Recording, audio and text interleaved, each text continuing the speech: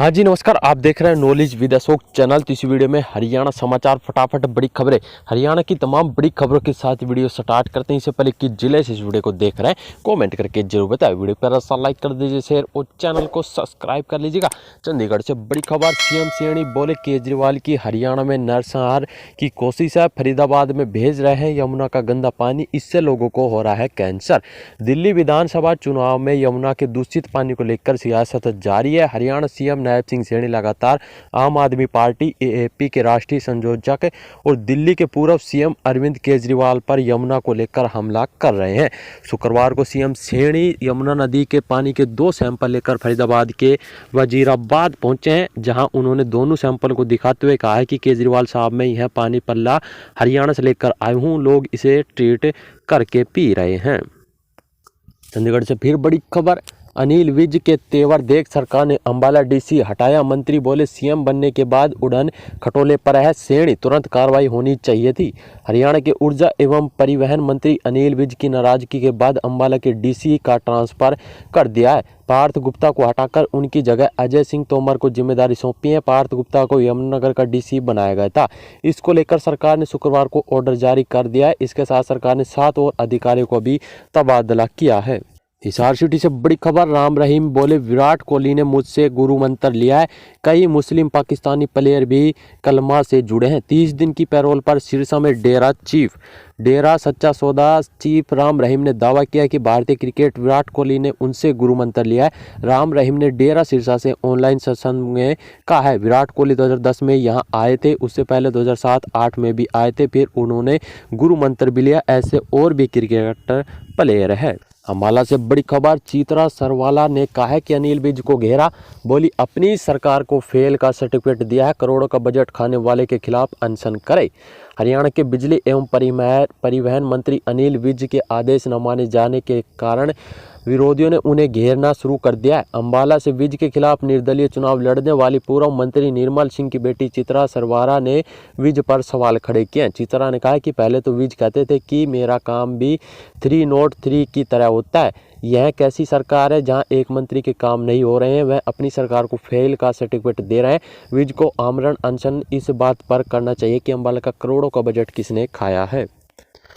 हरियाणा मौसम को लेकर बड़ी अपडेट, हरियाणा में 5 दिन बारिश के आसार, रात से बदलेगा मौसम, तेज हवाएं चलेगी। सुबह 5 जिलों में घनी धुंध रही है। हरियाणा में 31 जनवरी की रात से 5 फरवरी तक बारिश की संभावना है। भारतीय मौसम विभाग IMD के मुताबिक प्रदेश में एक के बाद एक 2 पश्चिमी विक्षोभ आ सकते हैं। इस दौरान तेज हवाएं भी चलेगी। शुक्रवार सुबह में बदलाव देखने को मिला है। हवा की दिशा बदलने से सुबह 5 जिलों में धुंध छाई रही है। तो इनमें हिसार, भिवानी, फरीदाबाद, सिरसा आदि जिलों में सुबह के समय धुंध छाई रही। सोनीपत में धुंध के कारण विजिबिलिटी लगभग शून्य रही है। शाम को भी धुंध हो सकती है। कृषि वैज्ञानिकों के अनुसार आने वाले दिनों में होने वाली बारिश से फसलों को फायदा होगा, खासकर गेहूं की पैदावार बढ़ने के बारिश के फायदेमंद होंगे।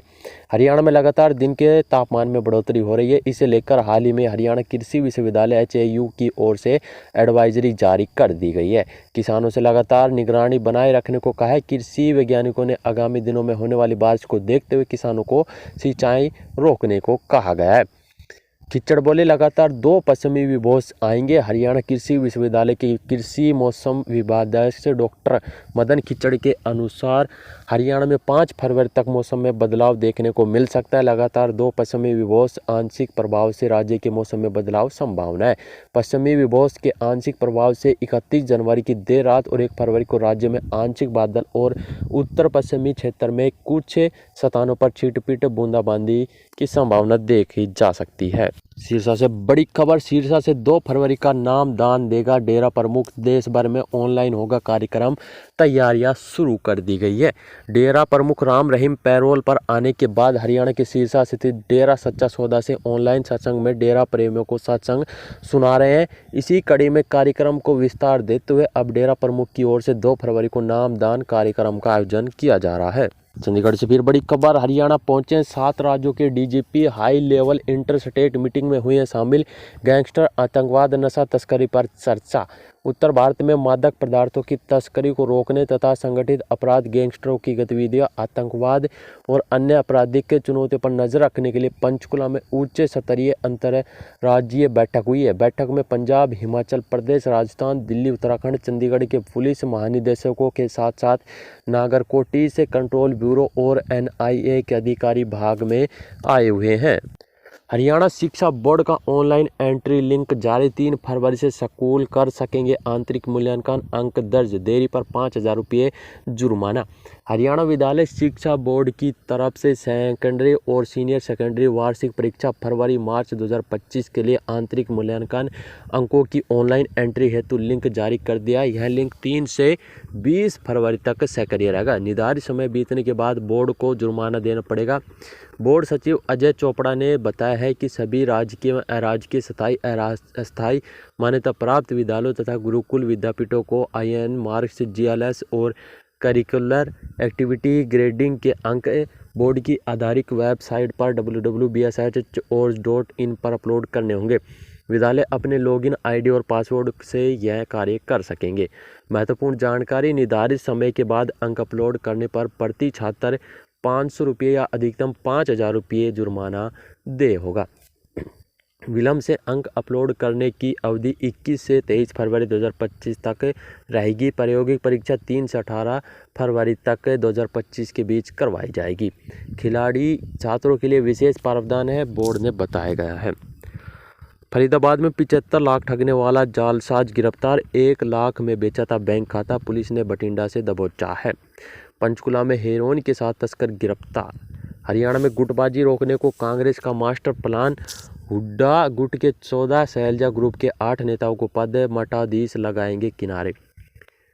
हरियाणा विधानसभा चुनाव प्रचार चरम पर था। 4 दिन बाद 90 सीटों पर वोटिंग होनी थी। राहुल गांधी ने मंच पर भूपेंद्र हुड्डा और सांसद कुमारी शैलजा के हाथ मिलवा दिए थे। यूं तो यह संकेत था कि कांग्रेस एकजुट है, लेकिन अंदर खाते राहुल जानते थे कि पार्टी में यह गुटबाजी है। यह नहीं थमी तो चुनाव हाथ से निकल जाएगा। 8 अक्टूबर को मतगणना हुई तो ऐसा भी हो।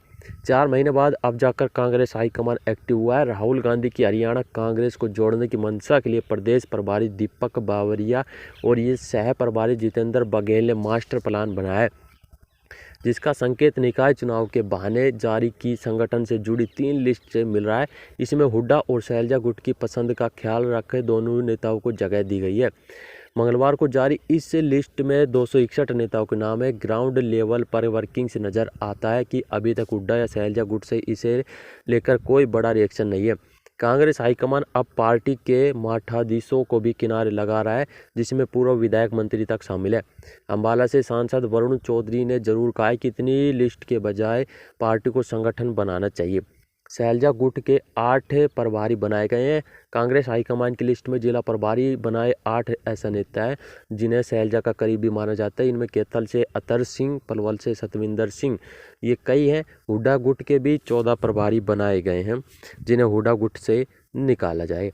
निकाय चुनाव में हुड्डा शैलजा गुट साथ देखने की कोशिश की है, तो कांग्रेस हाईकमान की कोशिश है कि भले ही प्रदेश की सत्ता हाथ से निकल गई हो, लेकिन निकाय चुनाव में वापसी करे, गुटबाजी और खींचतान न होने दे। यही वजह है कि नेताओं को खुश करने के लिए 3 लिस्ट जारी करनी पड़ी है, जिसमें जिला प्रभारियों के अलावा कन्वीर और जोन प्रभारी शामिल है। इसमें उन्हीं नेताओं को लिया गया है जो विवादों से दूर है और शैलजा हुड्डा दोनों एक साथ नजर आ रहे हैं।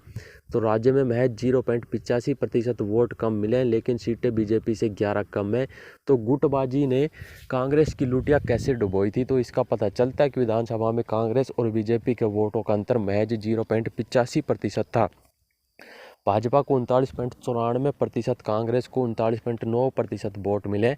सीटों के लिहाज से भाजपा के 48 मुकाबले 37 कांग्रेस पर रह गई थी।